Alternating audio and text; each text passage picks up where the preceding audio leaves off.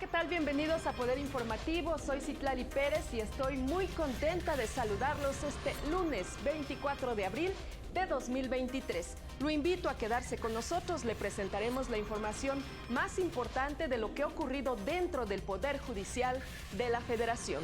Antes de comenzar, saludo a Nidia Díaz en la interpretación de lengua de señas mexicana. Ahora sí, está todo dispuesto. Comenzamos.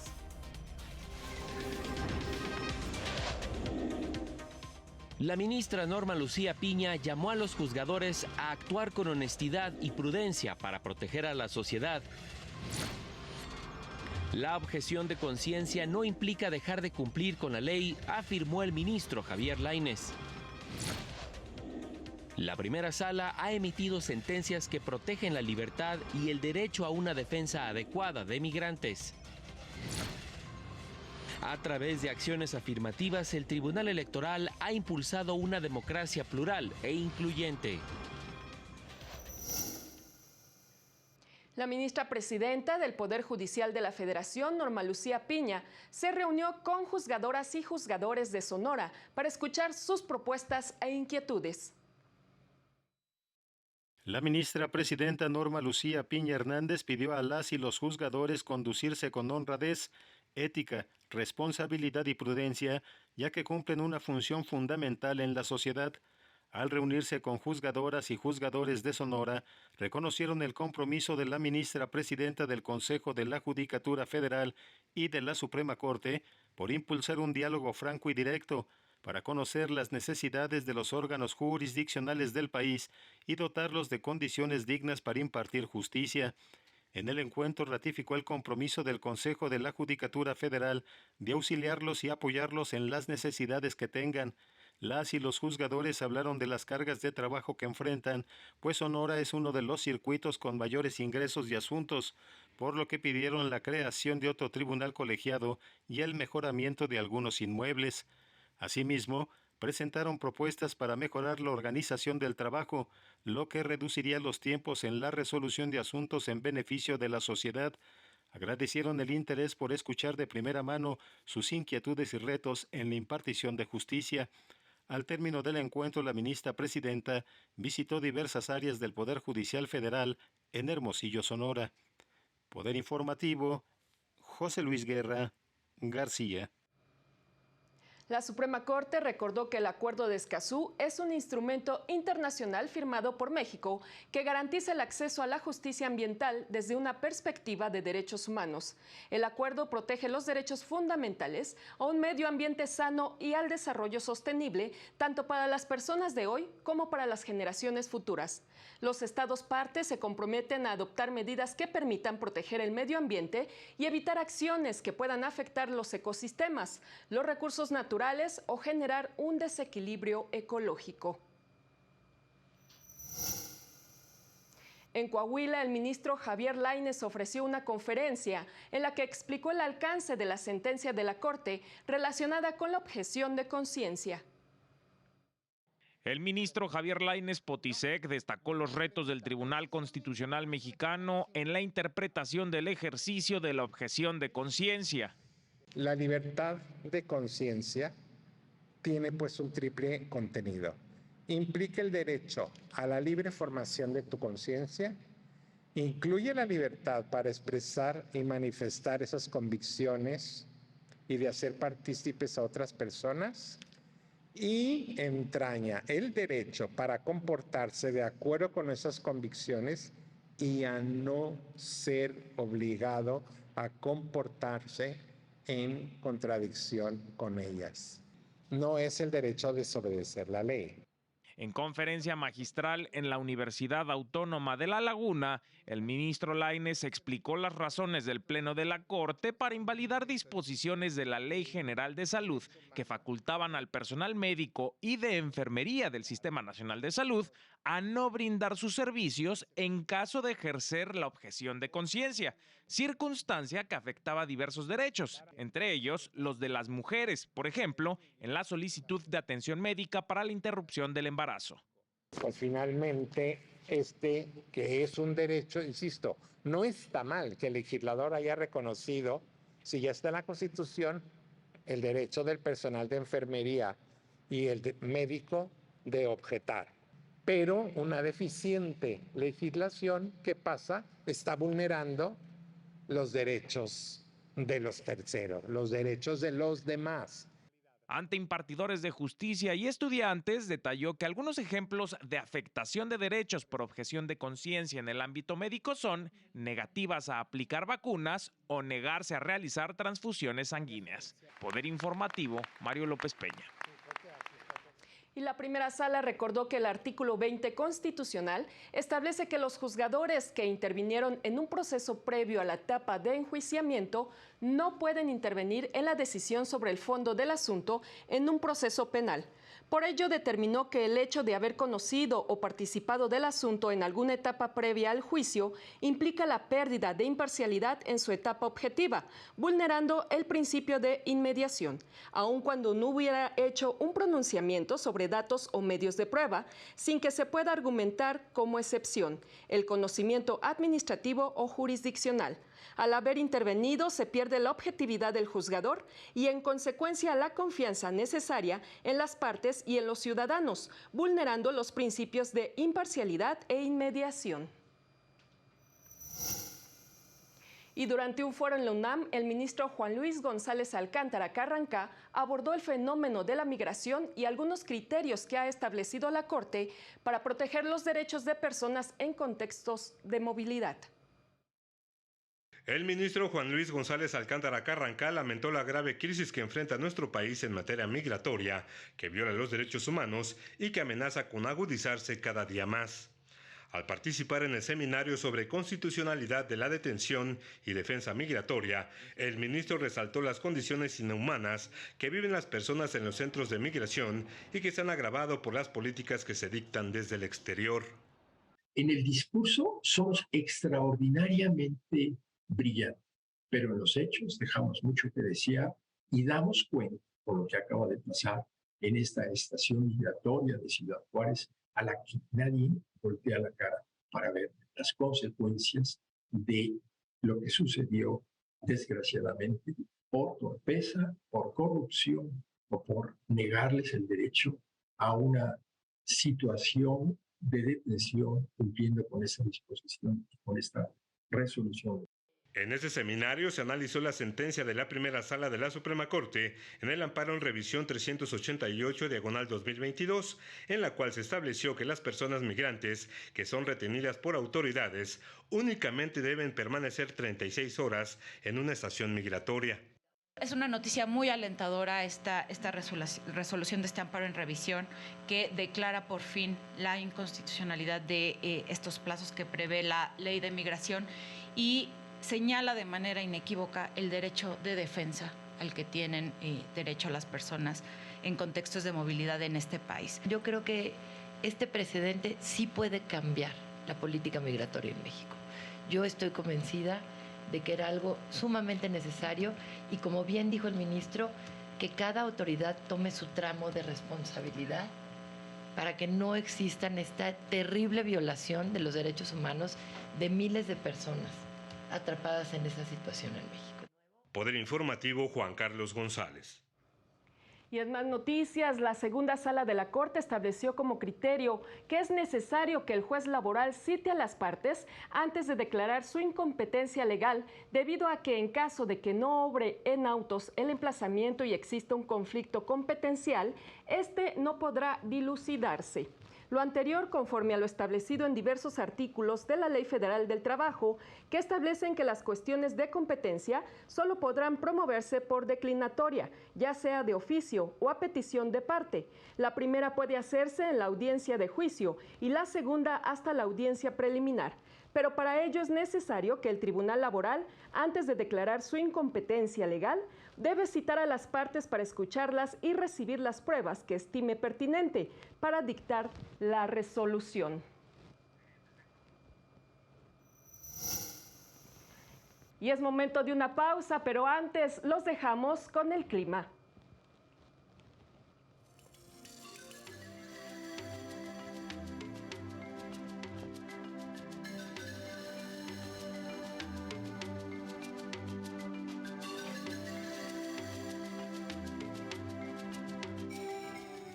Al regresar, más de 5,000 personas en prisión preventiva podrán votar en los comicios del Estado de México y Coahuila.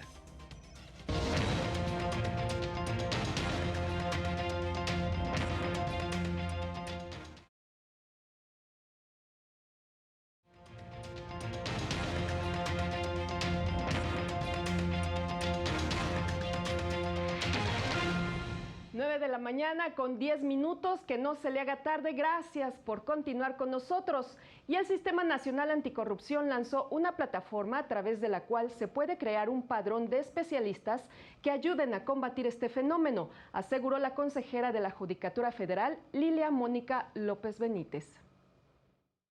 El trabajo anticorrupción requiere de servidores públicos comprometidos y capacitados. Con este fin, se lanzó la plataforma de aprendizaje del Sistema Nacional Anticorrupción, cuyo propósito es la capacitación a partir de un modelo de prevención. En su presentación, la consejera de la Judicatura Federal, Lilia Mónica López Benítez, resaltó que dicha plataforma podría convertirse en un pilar para la transformación social y para revertir las condiciones que generan este flagelo. Puede ser un paso previo para avanzar hacia la certificación de capacidades y la posible integración de un padrón de especialistas para el Sistema Nacional Anticorrupción. En el acto, la comisionada presidenta del INAI, Blanca Lilia Ibarra, destacó que la corrupción no es parte del ADN de las y los mexicanos, sino que surge de incentivos institucionales que facilitan dichas prácticas. No es un secreto que a mayor capacitación, menores costos y errores, más oportunidades también de desarrollo profesional legítimo, más satisfacción ciudadana con la calidad de los servicios y principalmente más armas para identificar y prevenir la corrupción. La plataforma permite que cada estudiante avance a su ritmo. La oferta educativa aborda materias como la ética pública, derechos humanos, análisis de riesgo, ciencias del comportamiento, integridad corporativa, prevención de conflictos de interés, entre otros. Poder Informativo, Lorena Sánchez Cabrera. Y en el mes de la niñez, el Instituto de la Defensoría Pública Federal recordó que brinda atención especializada a niñas, niños y adolescentes con perspectiva de infancia y de derechos humanos. Entre los servicios que presta este sector de la población se encuentra lo relacionado con asistencia para garantizar la protección y ejercicio de los derechos de la infancia, entre ellos acceso a servicios de salud, a la educación y al esparcimiento, entre otros. En otras noticias, el consejero de la Judicatura Federal, Sergio González Bernabé, indicó que la pandemia de COVID-19 obligó a buscar métodos de trabajo seguros para no detener la función jurisdiccional. La Comisión de Administración del Tribunal Electoral del Poder Judicial de la Federación ya trabaja en lineamientos para regular el trabajo a distancia en la institución, aseguró el consejero de la Judicatura Federal, Alejandro Sergio González Bernabé. En conferencia magistral desde Veracruz, indicó que la pandemia por COVID-19 obligó a encontrar alternativas de trabajo seguras sin detener los procesos de justicia electoral, lo que trajo muchos beneficios y facilidades, pero también abusos. Y terminabas un proyecto a las 2 de la mañana, agarrabas, te salías de tu casa, te subías tu coche, ibas a la casa del secretario, le tocabas el timbre, lo despertabas y le decías, ¿ten? No, pues es lo que estás haciendo, nada más que de manera electrónica, ¿no? Entonces le digo, no, eso no puede ser. Y entonces el sindicato y todo lo demás empezaron a impulsar el derecho a la desconexión. Señaló que el trabajo a distancia llegó para quedarse, por lo que se establecerán modalidades con criterios basados en la naturaleza de las atribuciones de cada área y las funciones de sus puestos, así como las condiciones físicas, ambientales y tecnológicas mínimas para eficientar las labores. Y esto busca promover equilibrio y conciliación entre la vida laboral y la vida familiar, porque efectivamente también tenemos derecho a poder estar con nuestra familia mayor tiempo, siempre y cuando se cumpla con la función. Poder Informativo, Jesús Daza.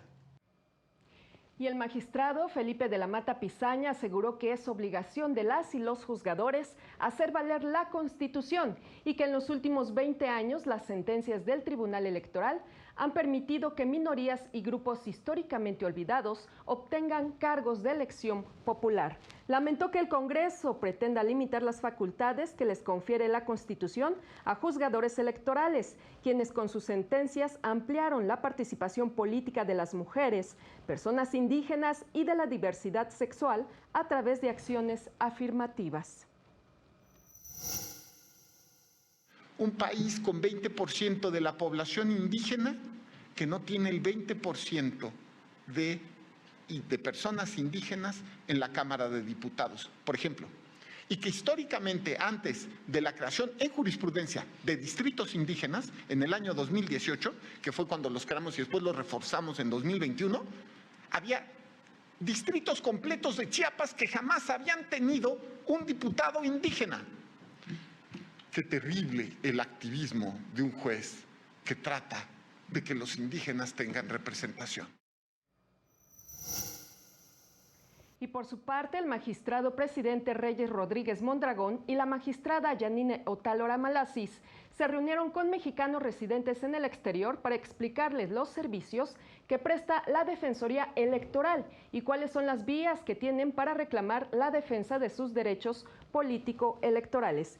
El encuentro se llevó a cabo en la ciudad de Sanic, Nueva Jersey, mismo que sirvió para exponer algunas resoluciones de la Sala Superior del Tribunal Electoral que protegen los derechos de mexicanos residentes en el exterior, entre las que se encuentran las que garantizan su derecho a votar y la que permite que tengan presencia en los espacios legislativos.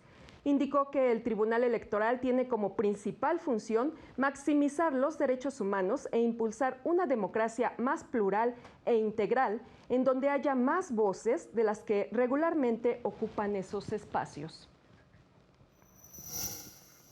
En otras noticias, el INE asegura que garantizará el voto presencial de las y los mexicanos que residen en varias ciudades del exterior en los próximos comicios en el Estado de México y Coahuila.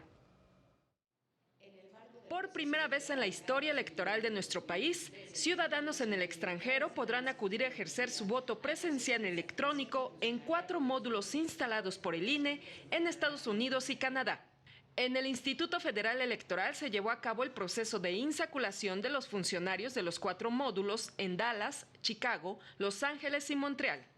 Se recibieron 443 respuestas de los convocados por letra sorteada y grado escolar.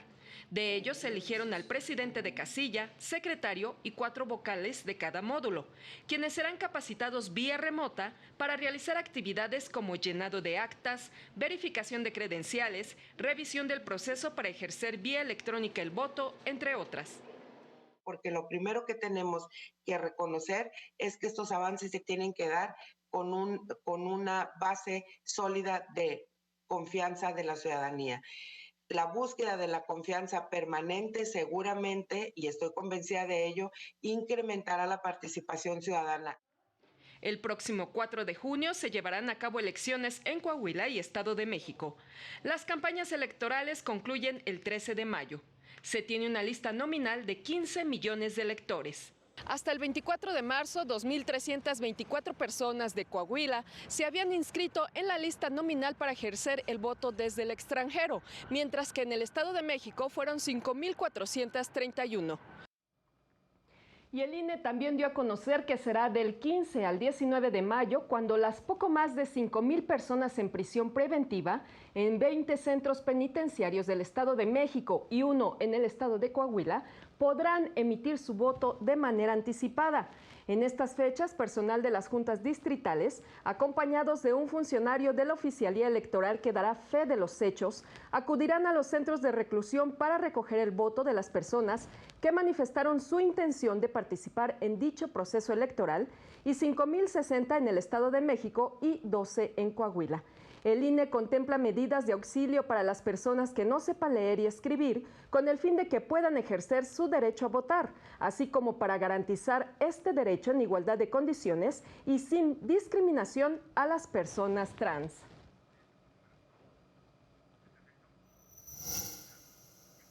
Ahora vamos a las breves de México.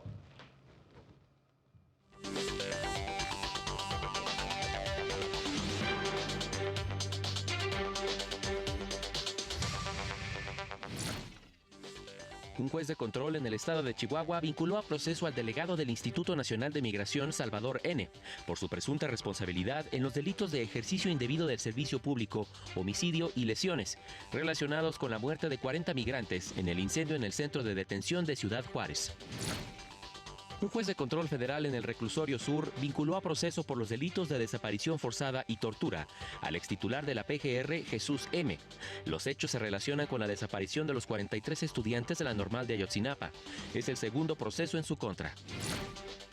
El PAN en la Cámara de Diputados propuso reformar la Ley General de los Derechos de Niñas, Niños y Adolescentes para que los procedimientos de adopción sean ágiles y expeditos, sin más trámites o requisitos que los estrictamente necesarios. A partir de este martes 25 de abril, el metro instalará módulos itinerantes de apoyo psicológico en las estaciones con mayores intentos de suicidio. Se brindará a los usuarios apoyo psicoeducativo, tamizaje para la detección de problemas de salud mental, consejería y referencia oportuna a unidades de salud mental y adicciones. Momento de una pausa, pero no se vaya porque tenemos más noticias aquí en Poder Informativo.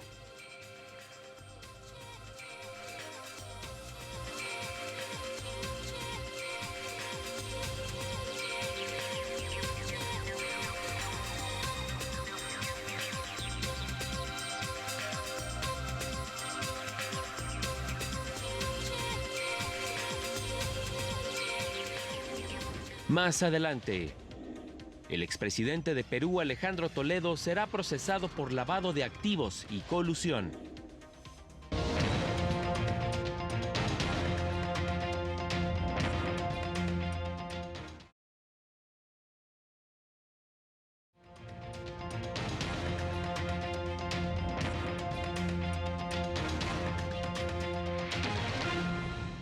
De la mañana con 23 minutos, estamos de vuelta con la información internacional.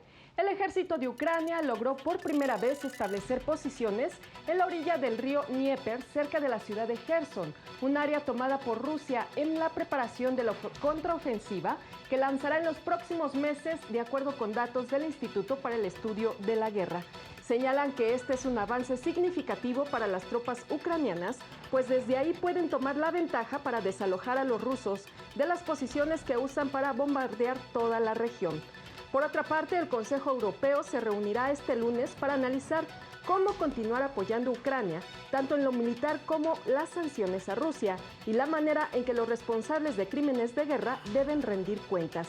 Las y los ministros de Exteriores europeos adelantan que es cada vez más difícil imponer sanciones a nuevos sectores de la economía rusa para intentar frenar el financiamiento de la guerra, por lo que se centrarán en evitar que otros países eludan las medidas restrictivas sobre realizar negocios con Rusia.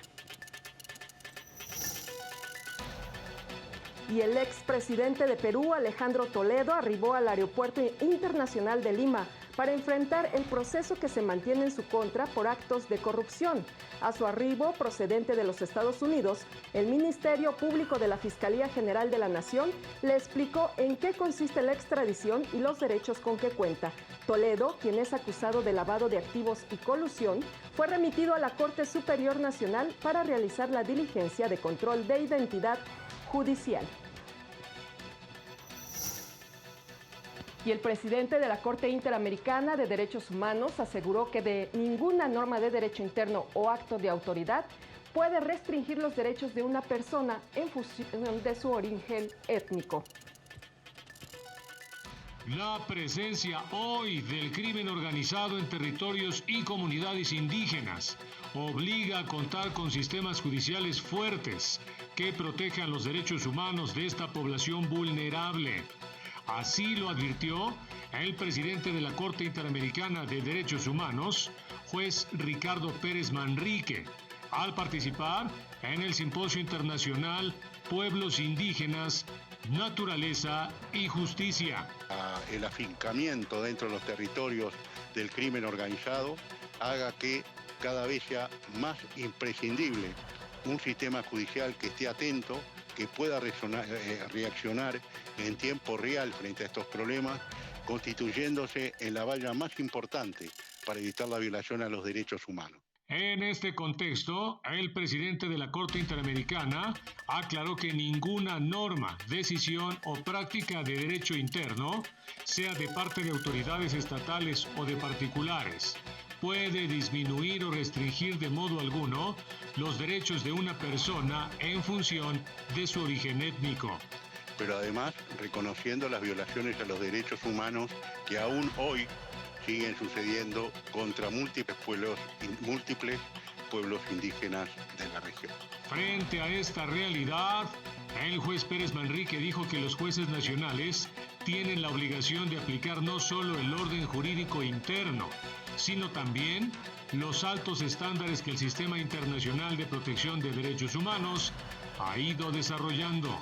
Poder Informativo, Óscar González. Y ya de regreso a nuestro país, a días de que vence el plazo para que las personas físicas presenten su declaración anual del impuesto sobre la renta 2022, el SAT dio a conocer que a través de la oficina virtual ofrecerá orientación en línea a los contribuyentes que aún no han cumplido con esta obligación. Para ello es necesario generar una cita a través del CitaSat, con el fin de que el contribuyente pueda recibir orientación en línea para presentar su declaración. Una vez registrada la cita, recibirá un correo con la liga de acceso a la cita virtual. La orientación será por medio de una videoconferencia. Antes de la cita, deberá enviar por correo electrónico la identificación oficial digitalizada. Enseguida, una persona capacitada la orientará para que pueda presentar su declaración anual de impuestos. Vamos ahora con breves de economía.